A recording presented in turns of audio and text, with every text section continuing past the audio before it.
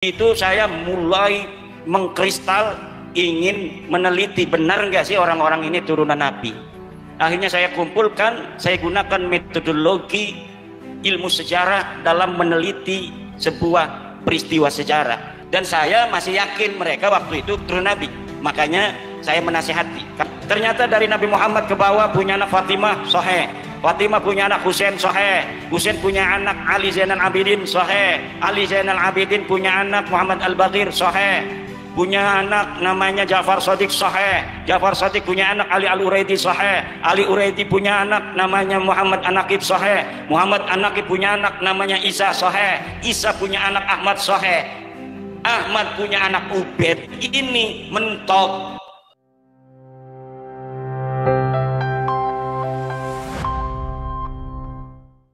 Dimohon kepada Bapak Dr. Andes Haji Muhammad Dawamuddin Mahdar MAG untuk memandu acara dialog. Kami persilahkan.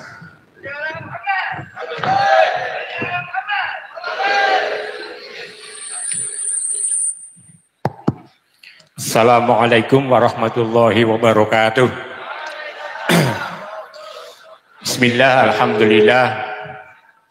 Salatu wassalamu ala Sayyidina Muhammad Rasulillah wa ala alihi wa sahbihi wa mawalah mabandu. Hadratul kiram, para alim ulama, para bapak kiai al-akhos. Di sebelah kiri saya al-mukarram Bapak Kiai Haji Imaduddin Usman Al-Bantani. Wis kenal burung Bu? Kenal dereng? Niki insya Allah tunggal buyut kalian Bapak Wakil Presiden Republik Indonesia. Tepuk tangan untuk beliau. Lah nek kula namine Muhammad Dawamuddin. Nek kali Pak Prabowo kali Pak Jokowi, kula niku pernah rakyatipun.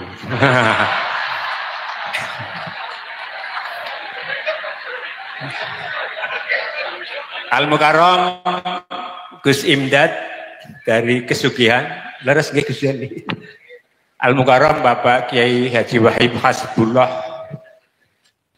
Mahfud, maaf, Bapak Kiai Haji Wahib Mahfud Cerdes Kebumen, dan para Bapak Kiai, Ibu Nyai yang lain semuanya. Nyun pangapunten Bu, niki kula diplekoto kon dadi moderator. Nggih.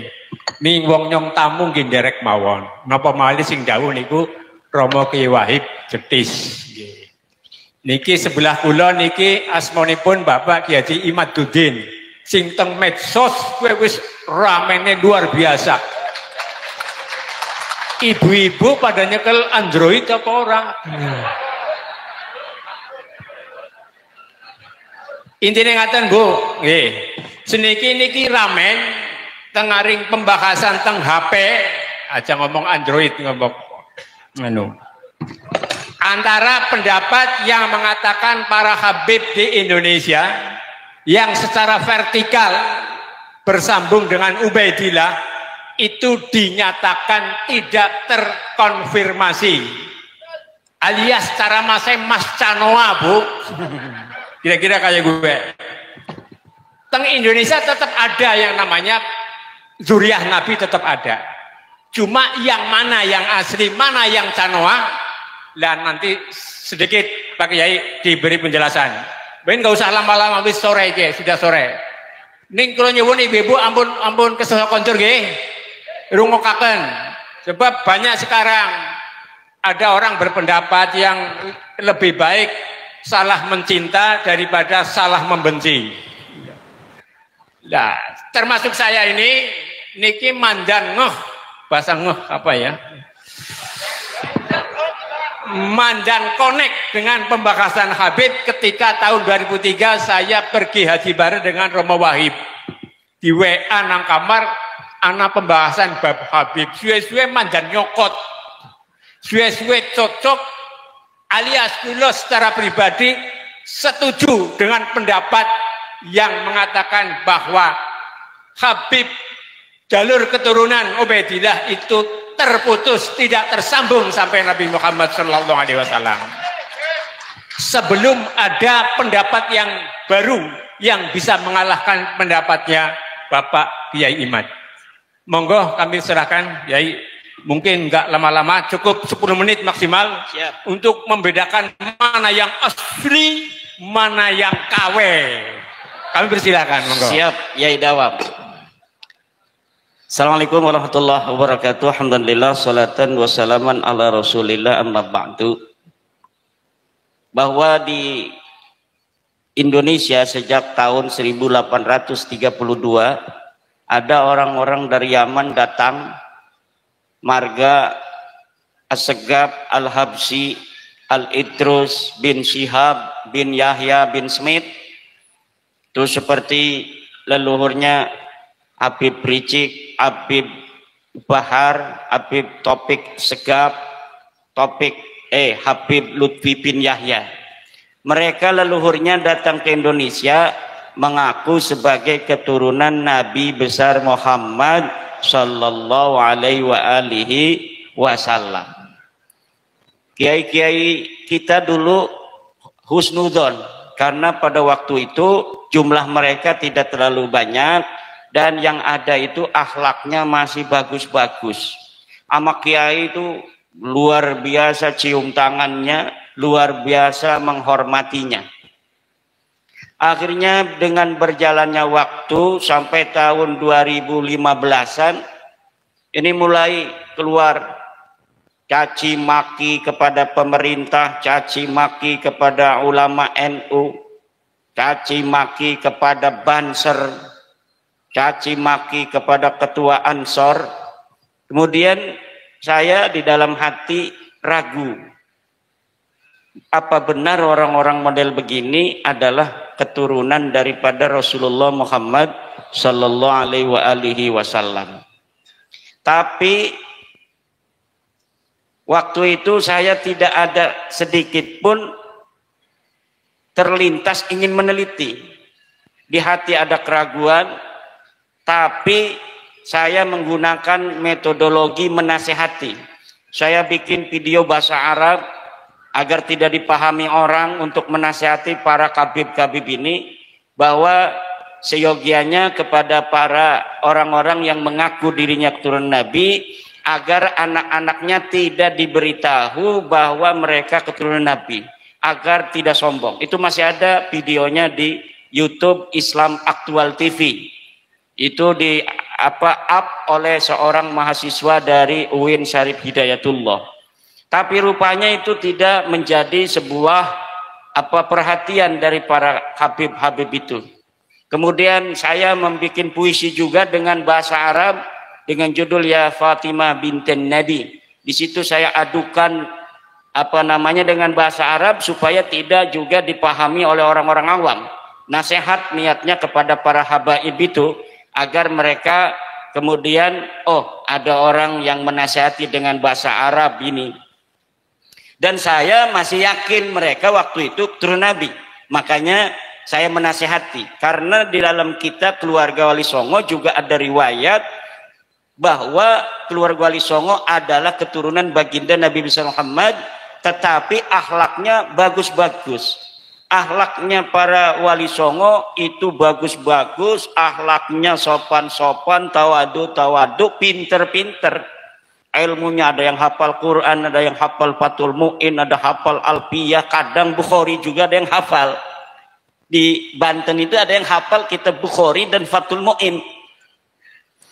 Makanya kata saya, kenapa kok ini keturunan Nabi yang satu pinter-pinter, tawadu, akhlaknya bagus-bagus, tetapi keturunan Nabi yang ngaku-ngaku selalu di depan orang ngaku-ngaku turun Nabi ini kebanyakan kok nggak bisa ngaji.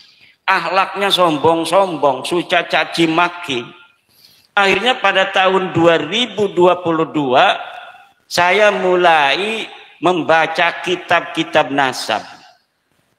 Ketika melihat di dalam sebuah persidangan Bahar Smith itu menghina ulama, yang jadi saksi memberatkan dia, menanyakan Nabi Muhammad itu kakek saya apa kakek kamu? Itu saya mulai mengkristal ingin meneliti benar nggak sih orang-orang ini turunan Nabi. Akhirnya saya kumpulkan, saya gunakan metodologi ilmu sejarah dalam meneliti sebuah peristiwa sejarah, yaitu menggunakan teori heuristik, kemudian kritisasi sumber, kemudian interpretasi dan historiografi.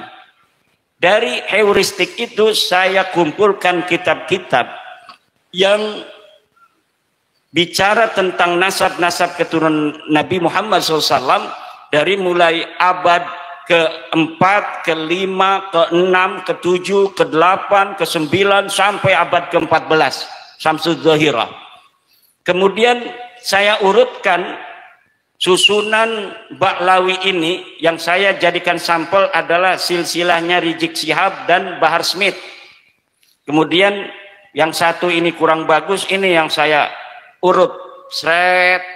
Kemudian kita cari tahunnya masing-masing wafatnya, kemudian kita selaraskan dengan kitab-kitab yang ada pada masanya masing-masing. Karena kitab-kitab nasab keturunan Nabi itu sudah ada, setiap abad itu ada kitabnya. Sesuai tidak ke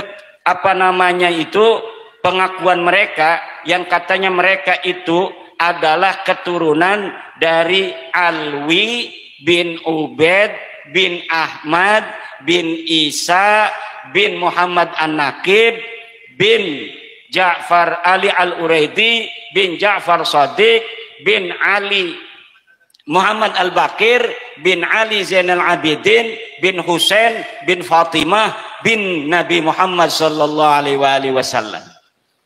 Itu saya urutkan. Ternyata dari Nabi Muhammad ke bawah punya anak Fatimah, sahih. Fatimah punya anak Husain, sahih. Husain punya anak Ali Zainal Abidin, sahih. Ali Zainal Abidin punya anak Muhammad Al-Bakir, sahih. Punya anak namanya Ja'far Shadiq, sahih. Ja'far Shadiq punya anak Ali Al-Uraidi, sahih. Ali Uraidi punya anak namanya Muhammad An-Naqib, sahih. Muhammad An-Naqib punya anak namanya Isa, sahih. Isa punya anak Ahmad, sahih.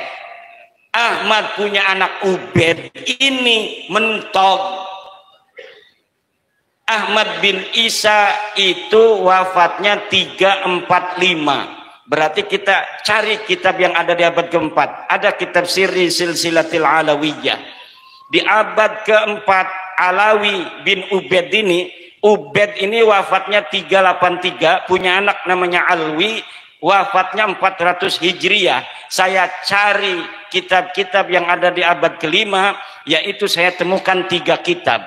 Pertama adalah Tahdzibul Ansab karya Al-Ubaidili, yang kedua Al-Majdi karya Al-Umari, ketiga adalah Muntaqilatut Talibiyah karya Ibnu Tobatoba.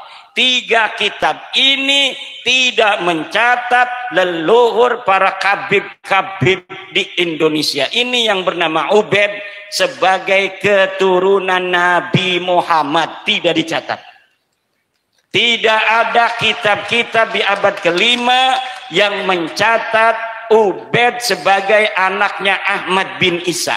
Ahmad bin Isa ini sahih sebagai keturunan Nabi berdasarkan kitab-kitab nasab yang ada pada saat itu. Tetapi tidak mengatakan dia punya anak bernama Ubaid atau Ubaidillah atau Abdullah. Akhirnya di dalam kitab abad ke-6 saya cari, mungkin saja di abad ke-6 masih ada yang masih dekat, hanya berjarak 100 tahun. Tapi di kitab abad ke-6 disebutkan namanya kitab As-Syajarah Al-Mubarakah karangan Imam Al-Fakhrur Razi, orang Roy di Iran.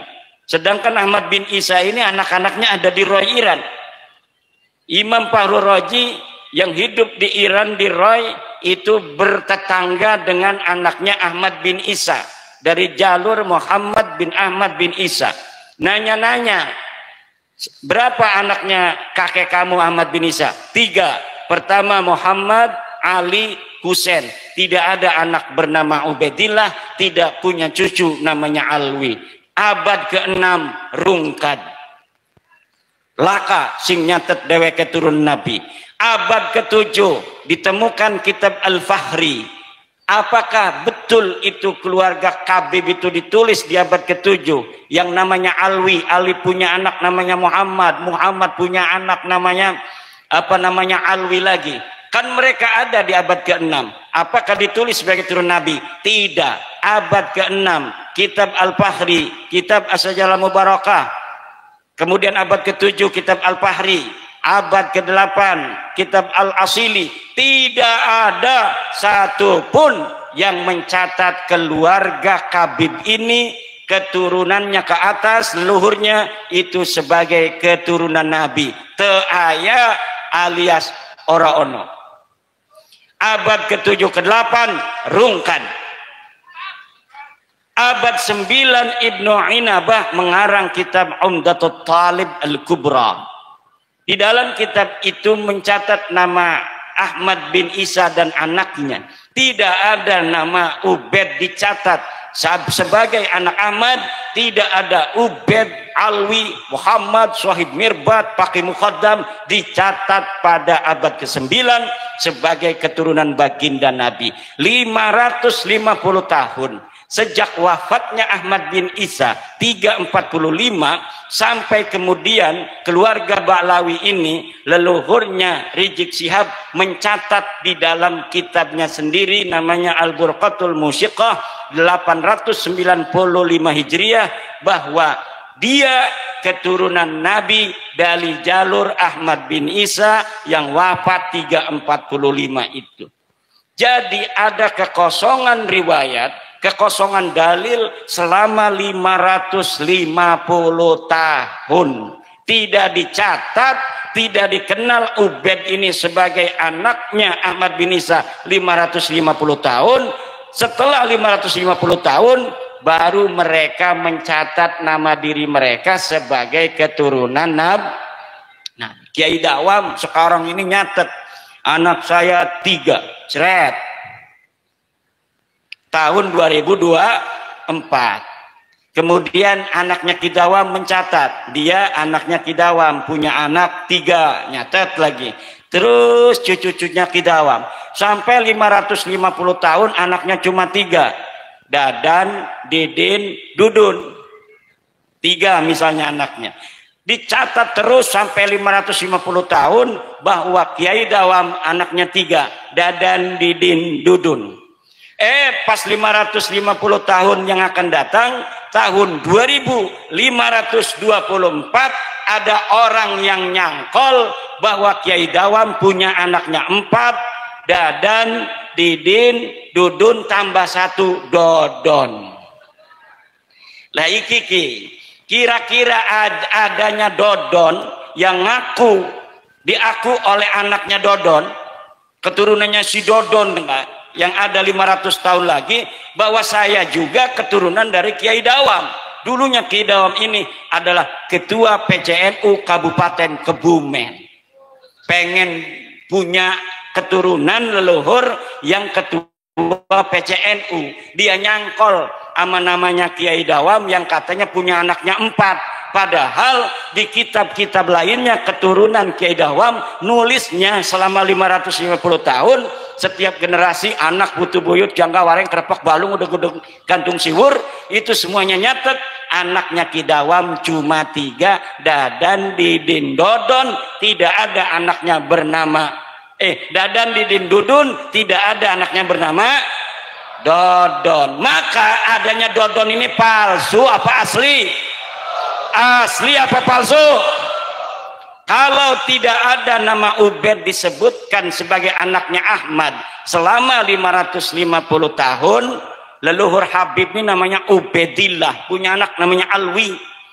Nah, maka disebut Ba'alawi karena anaknya Alwi bin Ubaid. Ubaid ini katanya anaknya Ahmad bin Isa. Sementara kitab nasab mengatakan anaknya Ahmad bin Isa cuma 3, Muhammad Ali Husain tidak ada anaknya namanya Ubaid. Lalu 550 tahun muncul nama Ubaid. Kira-kira menurut ibu otaknya waras, iki anak palsu apa anak asli?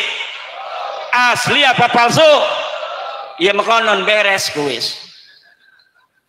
Berarti kemudian keturunannya mengaku keturunan Ahmad bin Isa diterima apa ditolak? Tolak apa terima?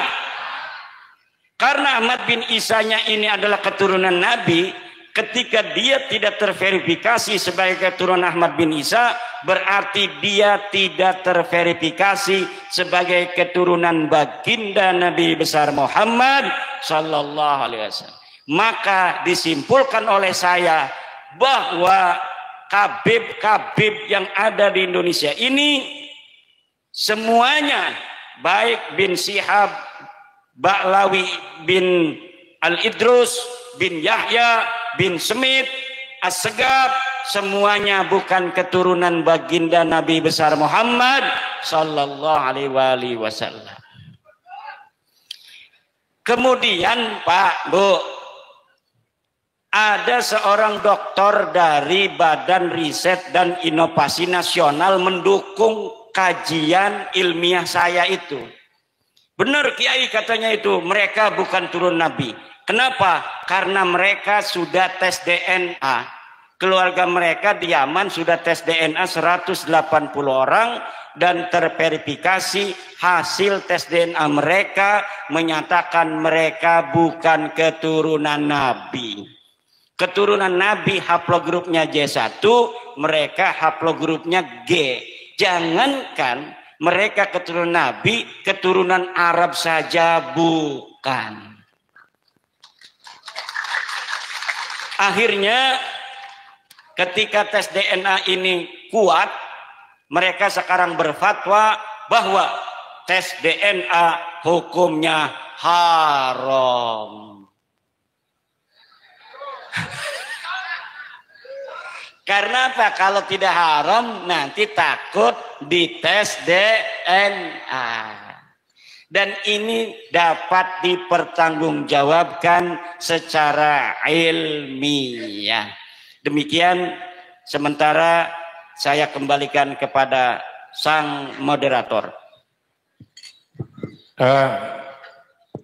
Terima kasih dan syukran jazil Bapak Kiai Haji Imaduddin Usman Al-Bantani yang telah memaparkan tadi tentang zuriat Nabi yang asli maupun palsu. Jadi intinya ngaten Bu. Jadi para habib di Indonesia itu bersumber dari orang yang namanya Ubaidillah tadi. Ubaidillah yang mengaku dicangkokkan kepada Ahmad Isa yang kemudian dikenal Al-Muhajir. Kalau nggak salah begitu. Oh tidak ada ya.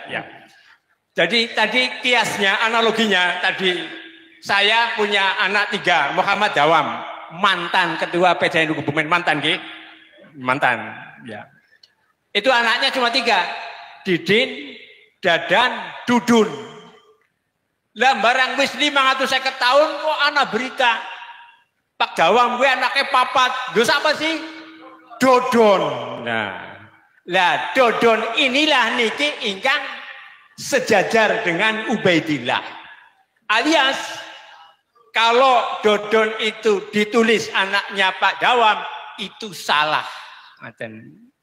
Mumpung seniki kepanggih kali napa niku jenderalnya ya bab nasab ya, saya persilahkan Bapak dan Ibu untuk konfirmasi, untuk tabayun, atau tanya. Tapi paling tidak di dunia medsos ini sudah luar biasa. Banyak yang mendukung beliau, diantaranya adalah Dr. Sugeng Sugiarto, pakar nasab dari BRIN, Badan Riset Nasional, ya, yang dipimpin oleh mantan Rektor UIN Jogja.